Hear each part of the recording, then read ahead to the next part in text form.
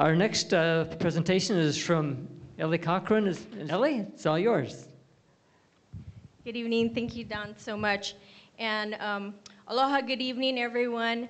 You know, it dawned on me that the last time I was in front of this group was a year ago, campaigning and trying to convince you folks to support me and vote for me. So I want to thank you for those who did support and get me into the seat that I am today. I appreciate that.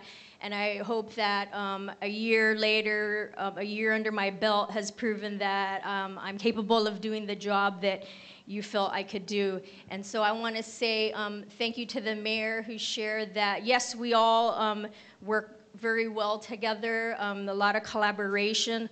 Also touching on the topic on the buoys that Senator Ross Baker and Representative McKelvey mentioned. I too was on Oahu yesterday and had my meeting with Director William I Love DLNR myself, because I had the outpouring of concerns with the fatality that had occurred, and I had known the family also. So I made a personal meeting, and I can attest to the fact that what Representative McKelvey and Baker had stated is coming to fruition as quickly as possible on an emergency proclamation case. So our voices have been heard. So yes, together we do work quite well together. And so I just want to say that my position on the council is infrastructure management chair.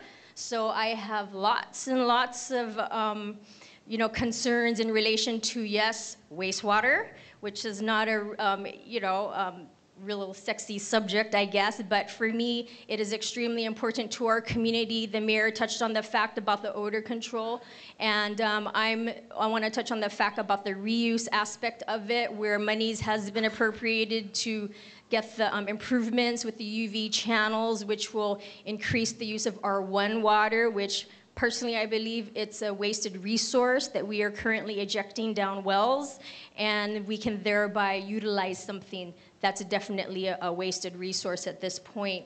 And Mayor did touch upon, also this falls into my infrastructure committee, which is the waste to energy aspect. I, on Oahu, did go to H-Power yesterday and got to learn and see what that big production is about. It is awesome. And I feel Maui has that potential. They too feel Maui has the potential on a smaller scale.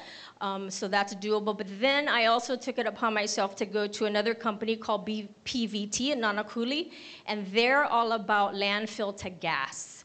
And so very, very promising ideas there, which I know we, the county, are looking into again. So I hope to move things of this nature forward coming up through this upcoming budget.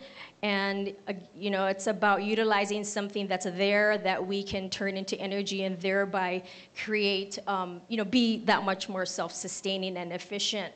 On Oahu, I also went to the PUC workshop, and there's, you know, what I learned is that on the county level, because I always want to see how I, on my own personal level and position, can, you know, do my part to the greater good of the state, to our community, and so on.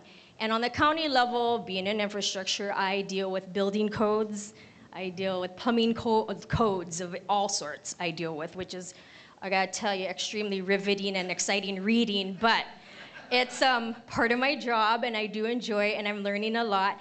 And PUC would like to see on the county level to work our building codes and things into the energy efficiency, you know, intertwine the energy efficiency initiative that our state is moving forward with Governor and everyone into our local county codes. So that is what I'm working on diligently and hoping to incorporate, because in fact, I just had a meeting today in regards to all of that. And I think it's exciting news how we're moving forward with becoming sustainable and energy efficient, like everyone's been saying, you know, all through campaign season and what have you. And again, you know, the whole economy situation. Thanks, Mayor again and administration for pushing forward with Halloween, make it a safe event.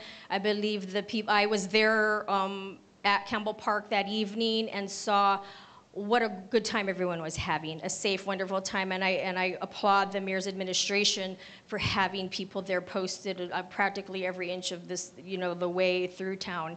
And the second Fridays that have started up is awesome. Let's hopefully we grow into like the first Fridays that are occurring in Wailuku, which at first, they had to beg people to become a vendor to participate. Now they have a 400 vendor wait list trying to get in the door. So I'm confident and happy to hopefully see West Maui jump on board, Lahaina jump on board with that initiative.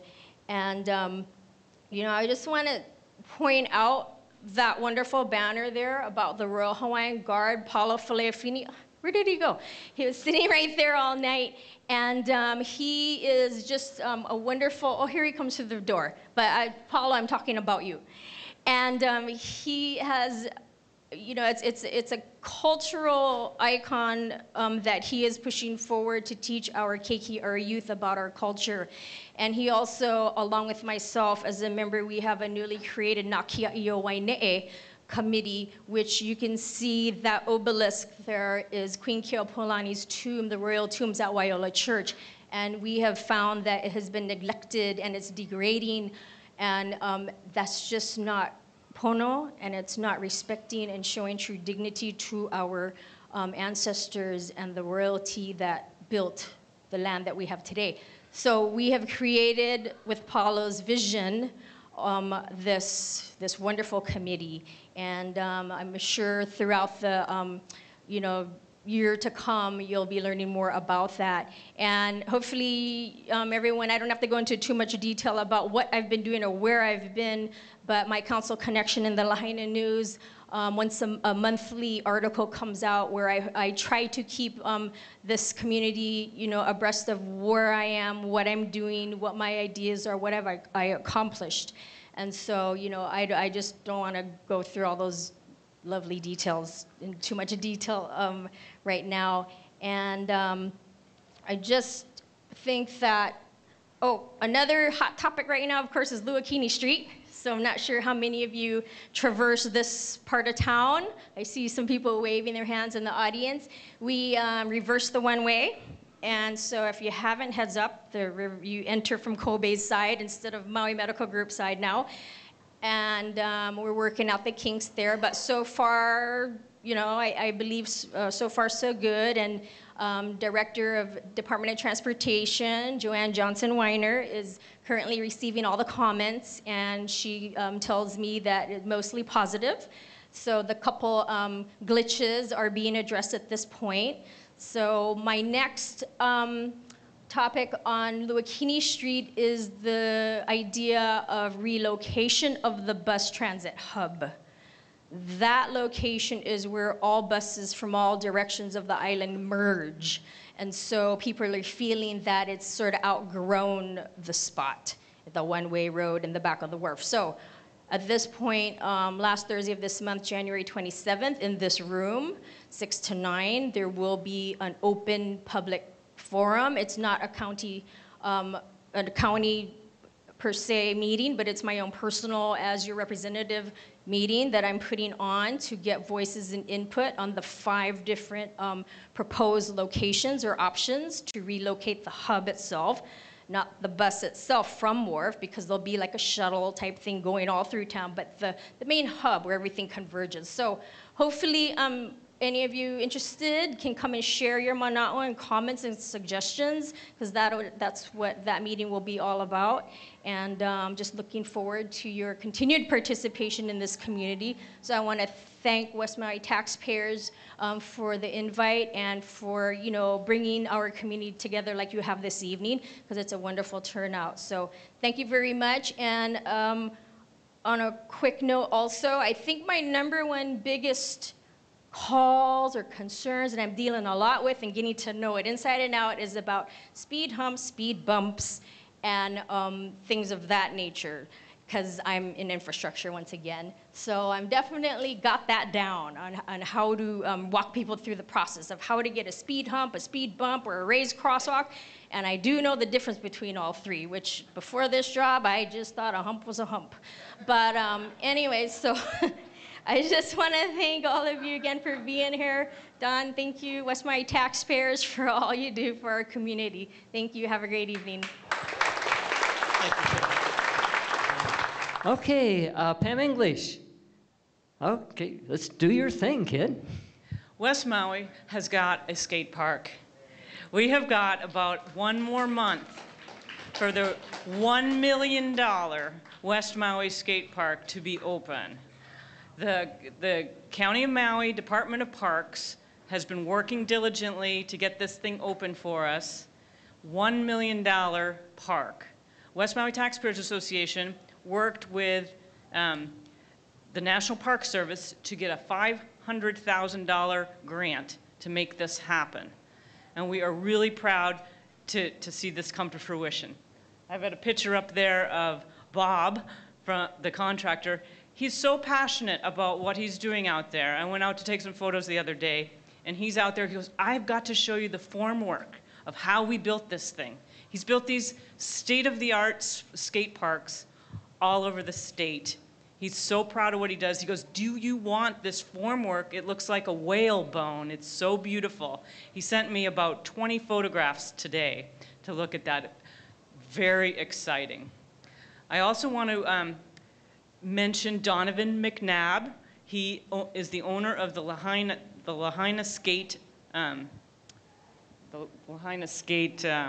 shop, and he has been undying in his passion to get this skate park built. So he's lobbied throughout the last 10 years to make this thing happen.